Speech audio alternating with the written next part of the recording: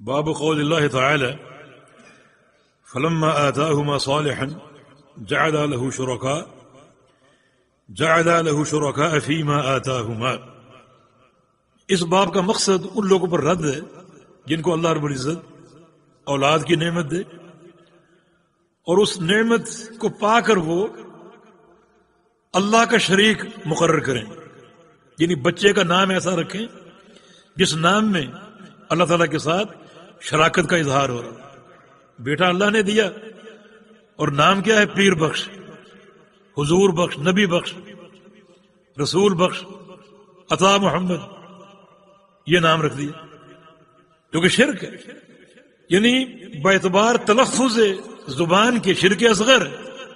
اور اگر دل میں عقیدہ یہ ہے کہ واقعی اسی کی پیر کی عطا ہے یا رسول کی عطا ہے تو پھر یہ شرک اکبر ہو گیا. ایسا کفر جو انسان کو ملت سے خارج کرنے والے. تو اچھے نام رکھنے چاہیے جس میں عبدیت کا اظہار ہو. فرمایا کہ فلما آتاہما صالحا جعل له شرکاء، جب اللہ تعالیٰ ان کو اولاد دیتا ہے، بیٹا دیتا ہے صالح.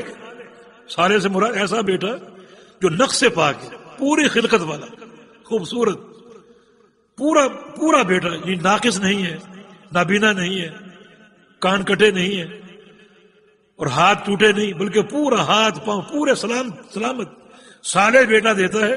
جعل له شرکاء، تو بیٹا پانے کے بعد وہ اللہ کا شریک بناتے ہیں. فیما آتاہما، جو اللہ نے دیا اس میں دوسروں کو شریک کرتے ہیں، دوسروں کو شریک کرتے ہیں. شریک کرنے کی کئی صورتیں.